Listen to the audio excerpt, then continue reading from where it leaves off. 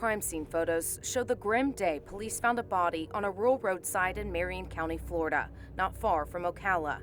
It was August 16, 1982, a few days after Minnie Hill spoke to her daughter, Rosie. She let me know then that she was off into something, and the only way she could get out of it was to come home. And I asked her, I said, what is you talking about? She said, I explained it to you when I get home. She told me she loved me, and I told her, I said, I love you too, and we'll be glad to see you. And that was it. That was the last time Minnie spoke to her 20-year-old daughter. The way they identified that it was her is because when she had her baby down there, she had problems, and so they did an x-ray, of her pelvis, so that's how they identified that it was her. Rosie had a 2-year-old daughter and had only been living in Florida for 3 years. She grew up in Memphis and went to Booker T. Washington High School. We went down and nobody knew anything. I'm thinking in my mind maybe it wasn't her because she couldn't deteriorate that quick. So I'm waiting for 2 years. I waited to hear a call from her or either for her to come home. Minnie never heard from her daughter, and those 2 long years turned into more than 3 decades with no answers. It really tears the family up because I raised her child. Deputies told WREG they learned Rosie left a bar with a stranger who for years they believed was Samuel Little.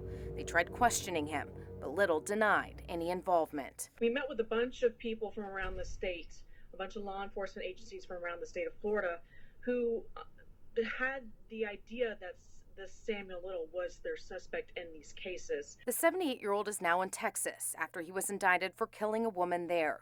He was transferred from a California jail where he had been serving 3 life sentences for the murders of 3 women. In October, Marion County detectives went to Texas to ask him about Rosie again. We had a 2-hour interview time with him, and he talked about Rosie Hill in depth. For a 78-year-old, he was very sharp with certain details. Little reportedly confessed to strangling Rosie in the backseat of his car, dumping her body, then skipping town. He said he remembers Rosie because she put up a fight. But the part of the conversation that bothers Minnie the most was why he did it. He said that the Lord put him here to do that.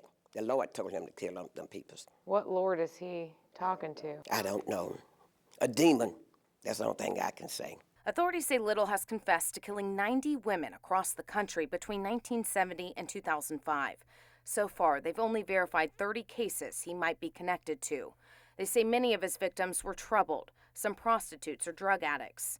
Many he met at bars or clubs. If you came face to face with him, what would you say to him?